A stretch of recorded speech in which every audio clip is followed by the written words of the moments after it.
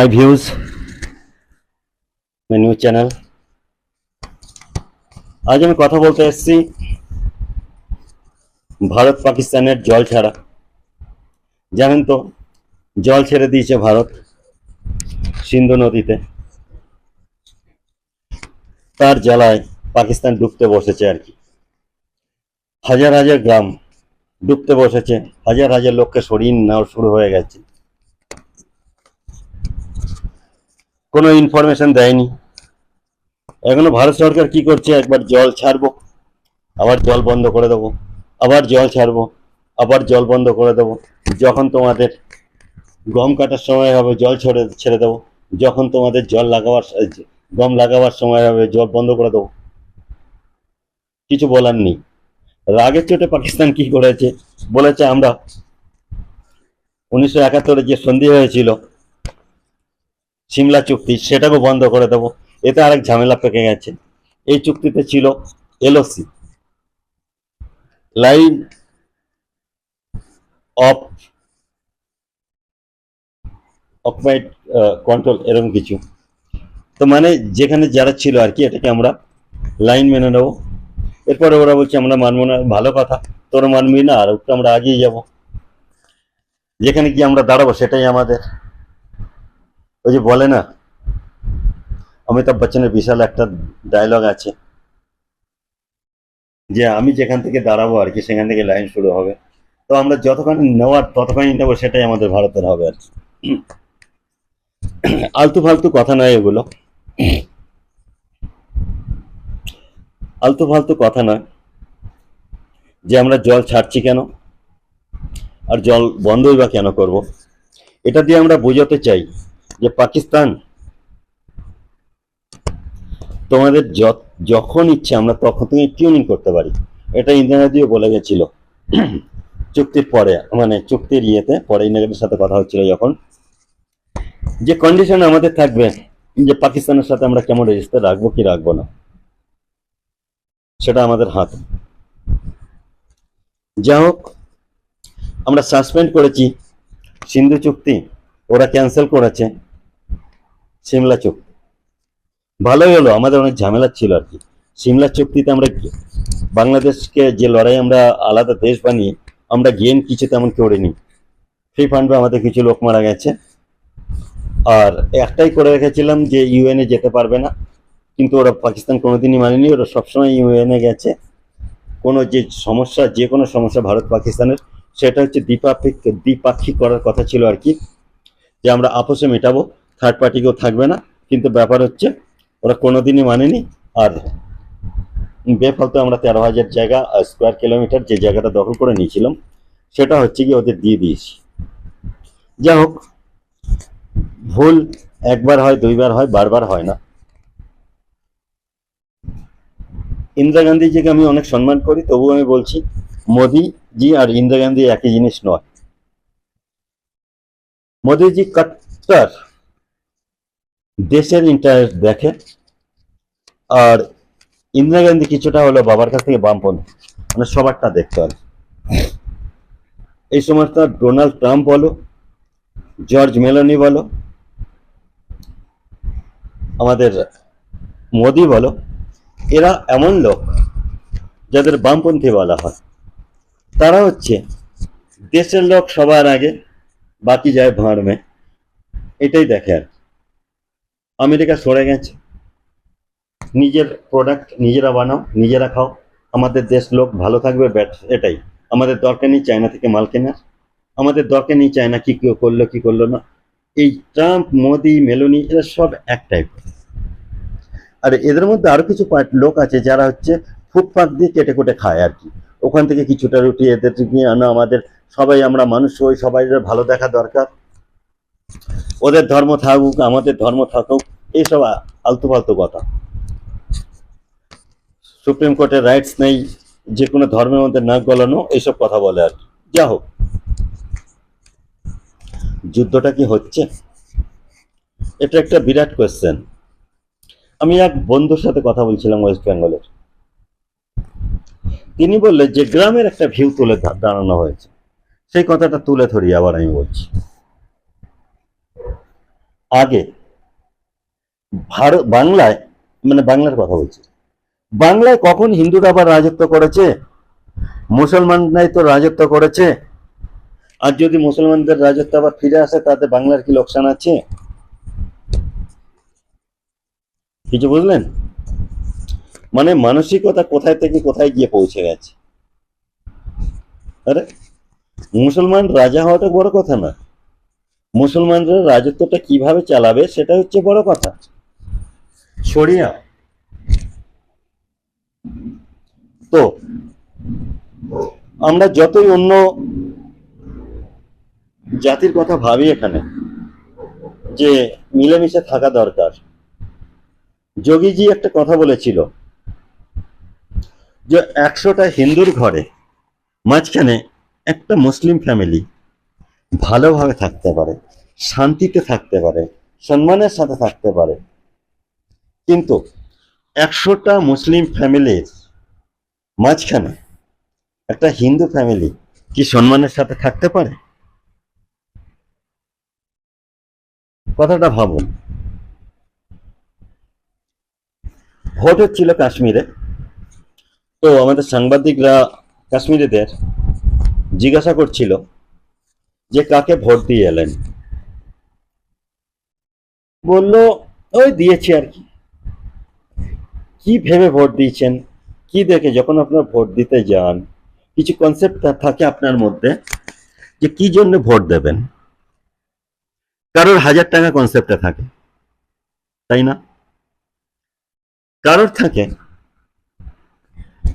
যে আমাদের কম, আমাদের ধর্মের দিকটা যারা দেখবে তাদের ভোট দেখব।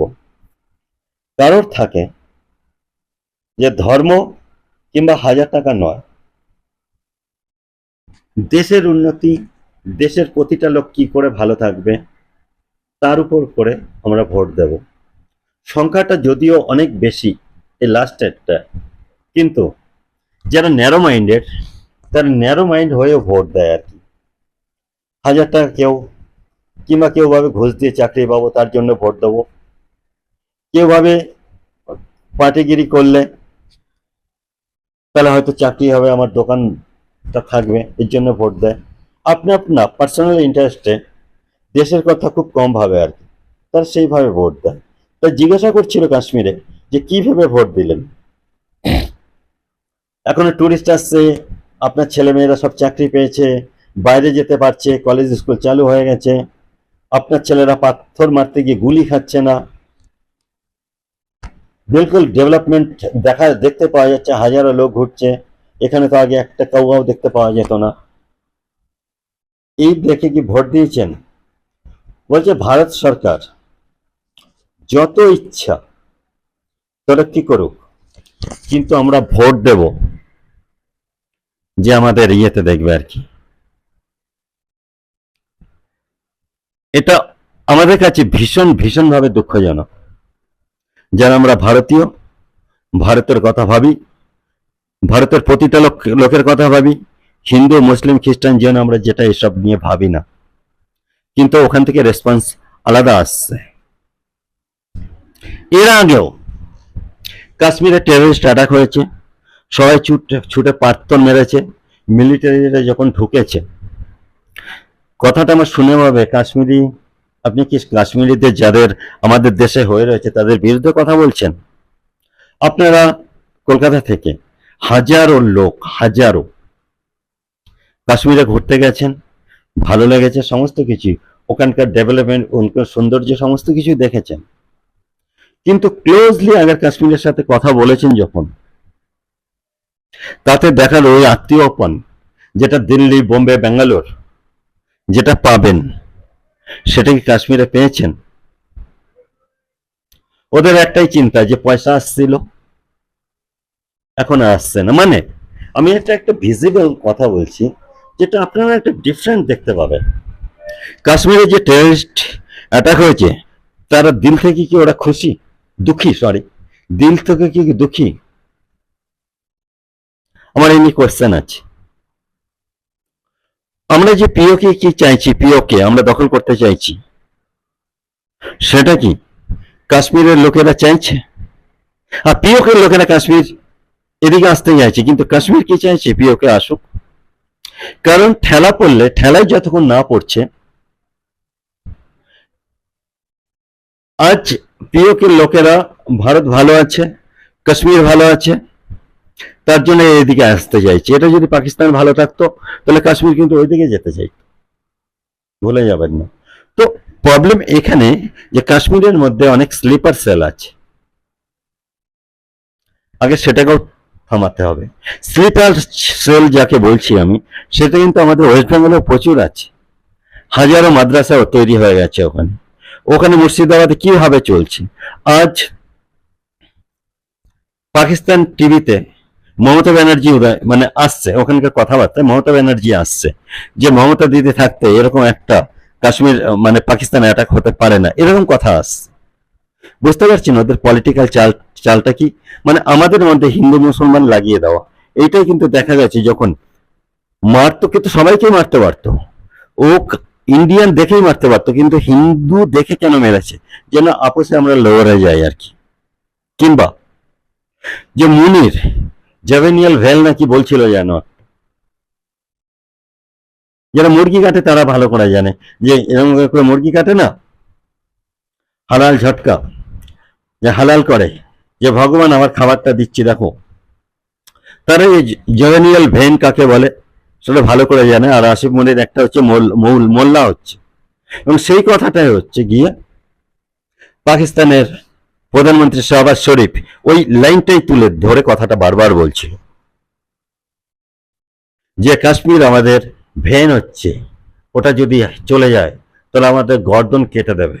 কিন্তু দেখা যাচ্ছে সিন্ধু নদী এমন একটা জিনিস, তোদের নারী ভরে বের করে দেবে আর কি, খাওয়ার রাস্তা থাকবে না। সব থেকে বড় প্রবলেম যে পুরো পাকিস্তান থেকে কন্ট্রোল করে যে পাঞ্জাবিরা, প্রতিটা পাক মিলিটারি যে প্রধান হয় সেটা পাঞ্জাবি হয়। যত গোলমাল ওখানকার পাঞ্জাবিরা বাঁধিয়ে রেখেছে, তার পেটে গিয়ে লাফ পড়ছে যদি আমরা সিন্ধু জলের নদীটা বন্ধ করে দিই। যখন লাথি পড়বে ওখানকার, ওদের কৃষকদের চাষবাস বন্ধ হবে, তখনই মিলিটারি গালি খাওয়া শুরু হবে। আমরা চাই না যে একটা টেররিস্ট মারবো তো 100 টেররিস্ট পয়দা হবে, 1000 টেররিস্ট মারবো তো লাখো টেররিস্ট পয়দা হবে। কেননা ওখানে টেররিস্ট বানাবার জন্যই ওখানে স্কুল খোলা রয়েছে, যারা পাঞ্জাবি মিলিটারি সাপোর্ট করছে ওই স্কুলগুলো খোলা রয়েছে। পাকিস্তানের যে মিডল ক্লাস হাই স্কুল তার যে পড়াশোনা রয়েছে, তাতে শুধু ভারত বিদ্বেষ, হিন্দু বিদ্বেষ, খ্রিস্টান বিদ্বেষ, ওদের নিজের দেশের পাকিস্তান থেকে ভারত ইসরায়েল ওগুলো পড়ানো হয় বেশি। ভয়ঙ্কর ভয়ঙ্কর পড়াশোনার অবস্থা ওখানকার। এখান থেকে কি আশা করতে পারেন যে পাকিস্তানিরা এত সহজে ইয়ে হয়ে যাবে? যাদের কুকুর বানাবার জন্য, যে পড়াশোনার জন্য, যদি কুকুর ট্রেনিং দেওয়ার জন্য যদি কোনো বই থাকে,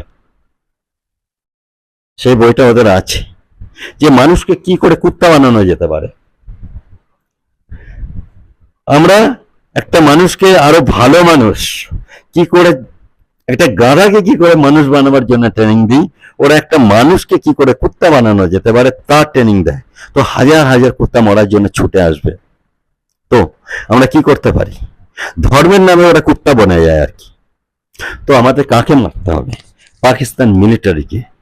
পাঞ্জাবি কি পাকিস্তানের, এমন জায়গায় লাথি মারবো, এমন জায়গায় ঢুকবো আর কি, যে ওদের সরিয়া যে ওদের এই কুত্তা বানানো ট্রেনিং সেন্টার যেন বন্ধ হয়ে যায়, ভুলেও আর এইসব অকাজ কুকাজ না করে বেড়ায়। সত্যি কি লড়বে ইন্ডিয়া? আগে লড়ে তো কি করবে? আমি বলছি কি আর করবে, পাকিস্তানকে 4 টুকরো করবে, 5 টুকরো করবে, 4 টুকরো আলাদা আলাদা স্বাধীন হবে, যেখানে পাকিস্তানের নামে কোনো কিছু থাকবে না। হতে পারে পশ্চিম পাকিস্তান বলে, পশ্চিম পাঞ্জাব বলে আর একটা স্টেট আসবে। চাইলে ওখানে শিখেরা ওখানে গিয়ে নিজেদের দেশ বানাতে পারে। বুঝলেন তো, যে শিখদের একটা রাষ্ট্র চাই না, সেটা হবে পশ্চিম পাঞ্জাব। আর কি হবে? পিওকে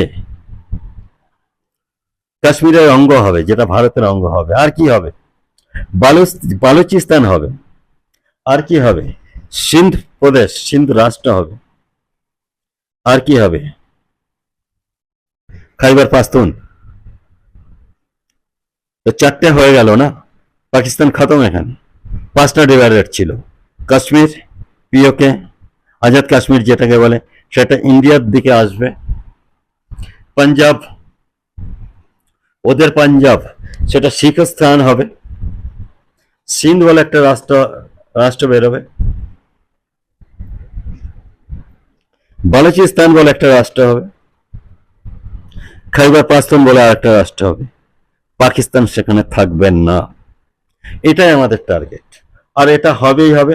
একটা নোটিফিকেশন এসছে আমাদের কাছে যে এমন কোনো ইনফরমেশন ব্রডকাস্ট করবে না, এমন কোনো কিছু লাইভ দেখাবে না যেটা আমাদের সিকিউরিটি কম্প্রোমাইজ হয়ে যেতে পারে, আমাদের জিনিসগুলো দেখে পাকিস্তানের অ্যাওয়ারনেস হতে পারে।